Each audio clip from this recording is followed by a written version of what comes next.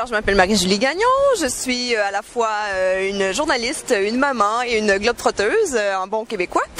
Qu'est-ce que je fais aussi? On est toutes les trois blogueuses, en fait, et on est assez passionnées par les voyages.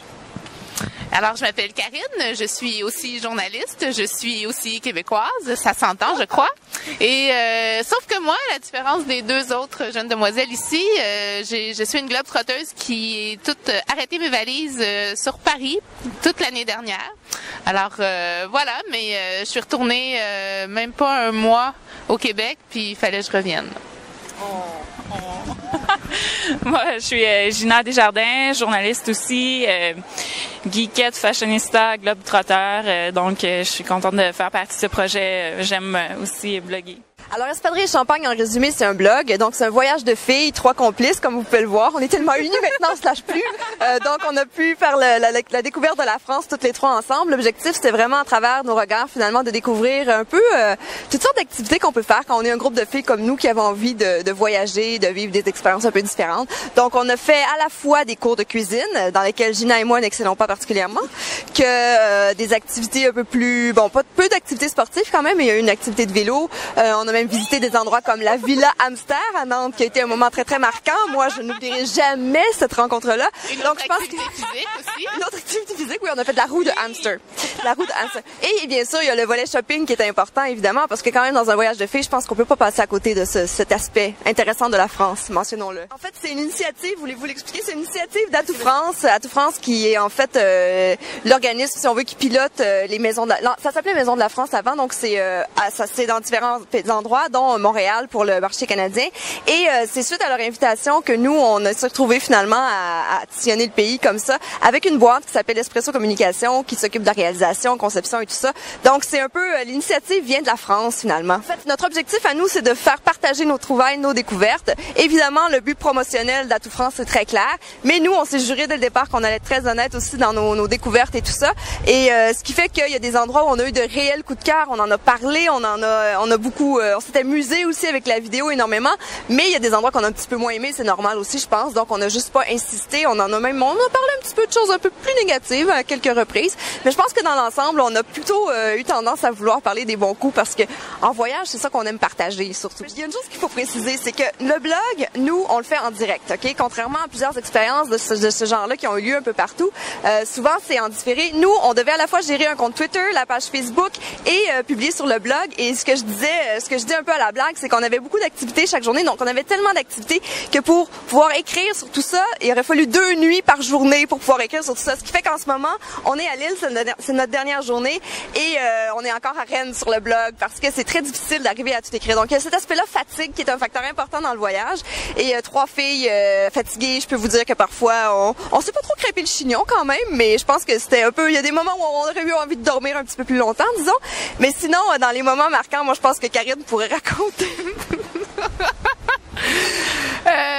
En fait, je pense qu'on peut tout le raconter, mais comme c'est moi qui est au volant de la voiture, parce que je suis la seule à avoir un permis de conduire, c'est moi qui regardais dans le rétroviseur quand j'ai vu les phares des policiers derrière nous sur l'autoroute entre Grenoble et Nantes. Ouais. Et j'aimerais d'ailleurs faire un coucou aux gendarmes qui ont écrit sur notre page Facebook après nous avoir arrêtés et nous avoir envoyé une facture salée. Pas envoyé, en fait, nous a fait payer une facture salée de 90 €. Ouais. Mais je peux continuer à raconter la péripétie, mais je dirais que le plus drôle de tout, c'est que justement, ils nous ont arrêtés. Bon, nous avons été des jeunes filles quand même très sages. Okay. J'ai présenté mon permis de conduire, mon passeport et tout. Mais Marie-Julie, pour s'assurer que tout se faisait selon les règles, a tout filmé quand même. Et elle a poussé l'audace jusqu'à demander aux gendarmes de nous faire une petite danse à la Bollywood. Mais ils n'ont pas voulu. Ils n'ont pas voulu, non. Ben, je crois que chaque ville, à sa façon, on les a toutes aimées pour des raisons différentes. C'est difficile d'en choisir une plus qu'une autre aussi. Ouais. C'est sûr que le facteur température a eu un impact sur certaines villes qu'on a adorées. Par exemple, Dijon, qu'on a eu un coup de cœur tout de suite, mais finalement, il faisait tellement froid qu'on n'a pas... et c'était férié les jours où on est allé qu'on n'a pas pu le vivre comme on aurait voulu. Mais n'empêche qu'on a quand même vraiment aimé. aimé. On a eu froid beaucoup à Grenoble aussi. Et Karine et moi, on était vraiment déçus d'avoir manqué la Via Ferrata. Parce que c'est les deux sportifs du groupe, faut quand même le mentionner. Moi, je mange à côté. Et le fromage. Sinon, pour enchaîner avec nos coups de cœur, je pense que j'ai parlé tout à l'heure, j'ai mentionné la Villa Hamster à Nantes. Principalement, je pense à cause d'un des deux concepteurs qui s'appelle Yann Falquero et qui nous a fait rire, mais rire. En plus, c'est un moment dans le voyage où on était fatigués. Ça a fait tomber la pression et ça nous a fait énormément. Ça a été, en tout cas, pour moi, c'est un gros coup de cœur du voyage. Il y a une sommelière fantastique aussi qu'on a rencontrée à Grenoble. Oui, Joël Vincent. En fait, ça payait pas de mine cette activité-là. On s'en allait tout simplement prendre l'apéro dans une cave à vin à Grenoble. On s'attendait à rien, on savait pas trop ce qui allait se passer finalement. On est tombés en amour, je pense toutes les trois, encore plus avec la sommelière qu'avec le vin, même s'il était excellent, parce que on a repoussé l'activité qui devait suivre. On a passé un moment. C'est vrai, on a fini par l'annuler, puis on a passé un moment magnifique. Mais en fait, puis je pense qu'on a mis aussi quelques extraits sur le blog. Je pense que son enthousiasme, sa passion paraissent à travers l'écran, c'est incroyable. J'ai rencontré aussi beaucoup de designers locaux. J'ai bien aimé un designer de bijoux, entre autres, qui s'appelle Les Trois Globules et qui m'a dit « Ah, vous allez à Rennes, il faut que tu arrêtes à Brocéliande » car il s'inspire beaucoup des légendes pour faire ses créations. Et on a fait, grâce à Karine, qui a accepté de faire un petit détour en allant vers Rennes, on est arrêté à Brocéliande, on est allé au tombeau de Merlin et à la fontaine de Jouvence. Ça paraît pas? Dans quelques années, Marie-Julie. Donc, c'était vraiment super chouette. Il m'a parlé aussi des trois fées qui l'inspiraient. Donc, on est comme un petit peu les trois fées. Votre dernière étape aujourd'hui à Lille, qu'est-ce qui vous a plu dans cette ville et qu'est-ce qui vous a étonné?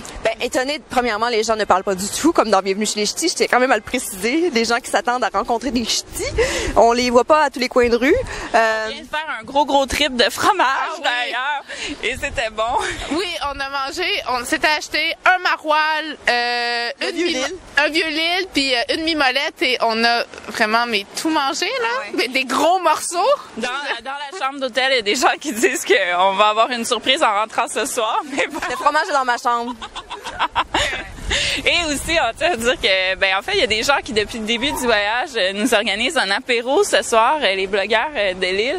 Et pendant tout le voyage, on recevait, il reste une semaine avant que les filles arrivent à Lille et tout. On a vraiment trouvé ça super sympathique. Donc, dans quelques heures, on va aller les rencontrer. Détail aussi qui paraît toujours tellement folklorique pour les Européens quand on le souligne, mais c'est vrai, c'est le côté historique de chacune des villes est intéressant. L'île aussi, ça y échappe pas. C'est vraiment un côté, moi, qui m'a plu particulièrement. Toute l'histoire, je veux dire, on vient tellement d'un pays jeune, c'est tous les petits détails historiques. Moi, je pense à Grenoble, à un moment donné, il y avait des clous par terre et on voyait, c'était la fondation, là où étaient les anciens remparts. Des petits détails comme ça qui font en sorte qu'après, moi, en tout cas, ça me reste en tête, puis ça, wow! Ça fait partie des choses intéressantes. Tout à fait. Sinon, à Lille, quoi d'autre? Lille, je pense aussi que le vieux Lille, on a vraiment aimé toutes les trois quand même pas mal. Ouais. Le shopping, nous, on a très hâte d'aller shopper là, bientôt. Alors, chers lecteurs de ce blog, j'espère que vous avez passé un agréable moment. Comme nous, on a passé un extraordinaire moment avec vous en France, dans les 8 dernières villes, en fait, et à travers ces 3 semaines et demie qui ont été assez riches en émotions, en expériences diverses. Alors, au plaisir de peut-être vous croiser au Québec. www.espadrilleetchampagne.com Espadrille au pluriel.